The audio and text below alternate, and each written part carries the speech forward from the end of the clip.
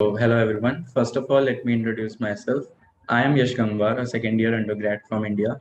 I am a web developer and love to explore DevOps and different cloud native tools. And the most amazing thing is that I am an intern at DoK community, currently leading workgroup operations and workflows for RapPod project.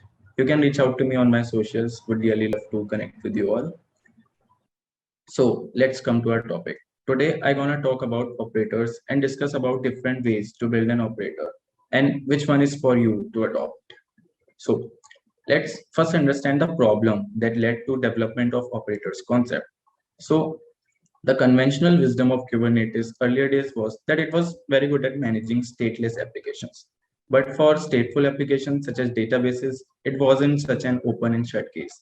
These apps required generally more hand-holding when it comes to really fully automating an application. And by fully automating, I mean handling updates from one version to another without waking people up, handling failure recovery if needed, scaling the application up and down depending on some scenarios. All of that should be handled automatically, right? Humans generally should not be involved in this kind of operation because it then obviates one of the Kubernetes main selling points, that is automation. And alone Kubernetes at that time was not capable enough to manage stateful applications like databases. So that was a big problem those days. And the solution emerged back in 2016 when CoreOS introduced operators. And now it is one of the primary solutions being provided for people trying to run stateful workloads on Kubernetes. So now what are Kubernetes operators actually? Well, these operators concept came out to replace the additional work that human operators had to do into software operators. So the idea of Kubernetes operator is to basically package up the complex knowledge about running and managing a specific stateful application and its state on Kubernetes in a reusable way by turning the implementation and operational logic into code. It basically wraps up the logic for deploying and operating an application, like how to create cluster of replicas, how to recover, etc. And if we go by the official definition of Kubernetes operators, it says that operators are software extensions to Kubernetes that makes use of custom resources to manage applications and their components. It generally lets you extend the cluster behavior without modifying the code of Kubernetes itself by linking controllers to one or more custom resources. So let's understand how operators actually work and manage the application state. The operator at its core works on the same principle as the Kubernetes does, which is, control loop mechanism. To explain the control loop in very simple terms, it constantly compares or observes the desired state of the cluster found in the Kubernetes object, like deployments, services, secrets, with the current state of the cluster, and makes continuous adjustments in the cluster via Kubernetes API until the current state becomes the desired state according to the built-in logic. So the first thing that operator has is its own custom control loop called controller that runs actually as a pod inside your cluster. These controllers are a bit different because they are tracing custom objects, often called custom resources. Secondly, the operator makes use of custom resource definition, that is CRDs, which is basically a custom Kubernetes component used to add custom resource that extends Kubernetes capabilities by adding new kinds of objects. And that can be very helpful for your application. So by default, you have components like deployment, secrets, config maps, etc. And on top of that, you have your own custom Kubernetes component that is your CRD. Now, the operator continuously tracks cluster events relating to a specific type of custom resource. When the operator receives any information, it will take action to adjust the Kubernetes cluster to the desired state as part of its reconciliation loop in the custom controller. So if you look at this diagram, suppose the user makes some changes or modifications in custom resource. Let us say he wants to scale down number of replicas from 5 to 2. So the operator controller, that is this reconcile thing inside the operator, will detect that some changes are made in the custom resource. Some difference in number of pods is detected between the current and the desired state. And it will communicate it with Kube API for adjustment. Result of which is that 3 pods will be deleted from your cluster. That is, your application is scaled down. And again, current state is equal to your desired state.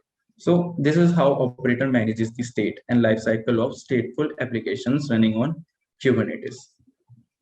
Now, let's see what are the steps and different ways to build your own operator. But first, we will understand the steps that go in developing an operator. So, step one, you always need to implement the operator logic in some of the other language. Then, step two is where you will Dockerize your operator and run it on Kubernetes cluster. Then, step three, you need to create custom resource definition. Then you need to define anything you need for the permission, like role and role binding or service accounts. Then step five, you will need to deploy the operator on Kubernetes, and then you will finally be able to apply your custom resource, and that's the last step. So if you look at these 6 steps, I will only talk about first step from now, because there are different ways or methods to implement the operation logic. That is the first step, while rest all steps remain same in every method to build an operator. So let's see what different ways you can actually write an operator, basically the operator logic.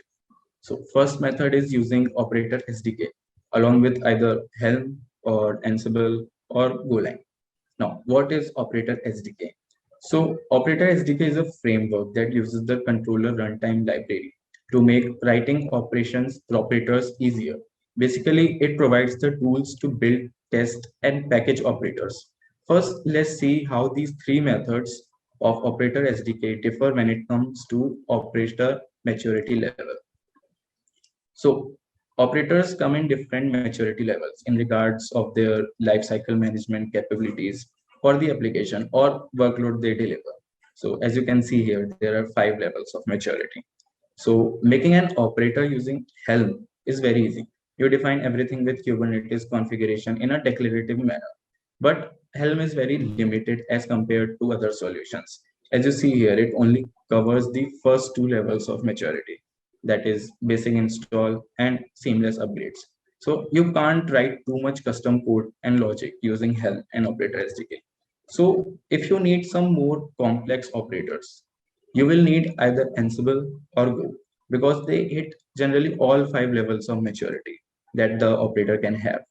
Out of which out of which operator SDK with Go is one of the most popular method used to develop complex operators, because firstly, Go is general programming language, purpose programming language. So you can technically write any operator logic. And secondly, Kubernetes is also written in Golang. So it supports it very well, and there are no limits on the functionality side. And thirdly, boilerplate files are automatically generated. So it makes it easy, very easy to start building operators. So that's all about operator SDK. Let's see our second method to develop and build the operators, that is using operator frameworks other than operator SDK. So the operator framework is basically an open source project that provides developer and runtime Kubernetes tools or frameworks, enabling you to accelerate the development of an operator.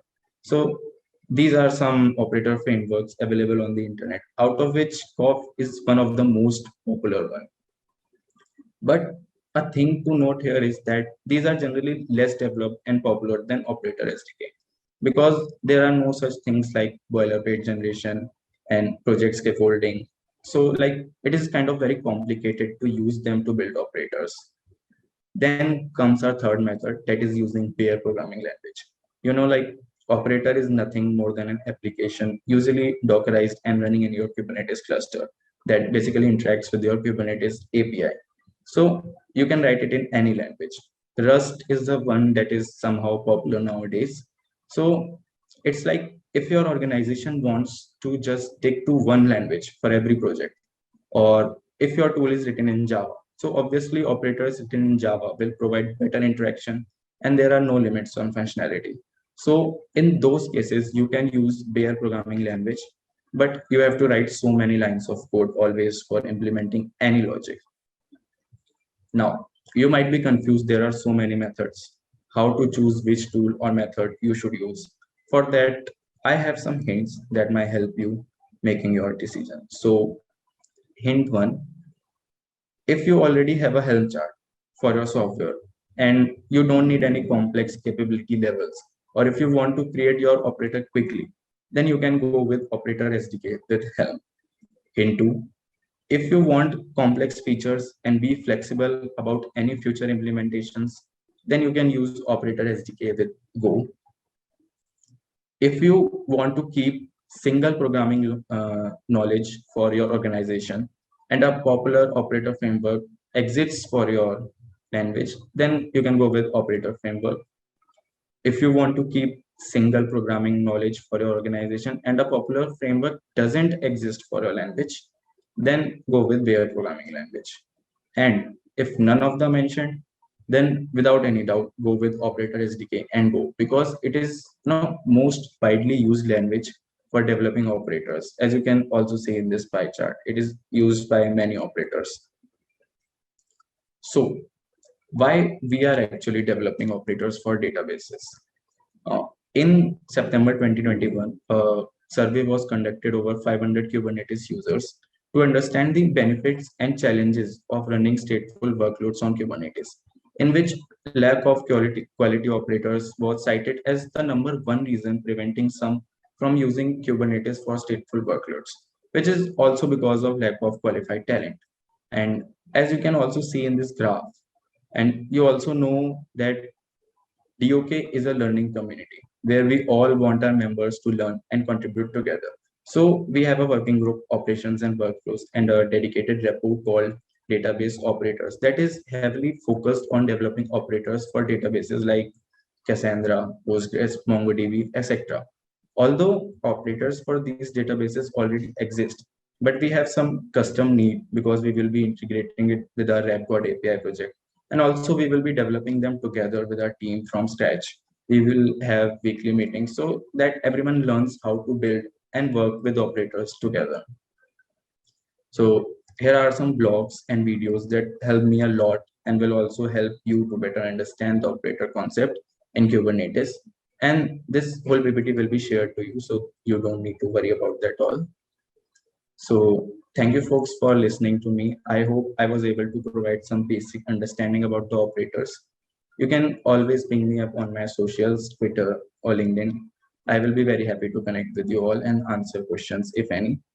And a huge shout out to Bart and the community itself that has helped me a lot in gaining knowledge, experience, and this opportunity to talk in front of you all.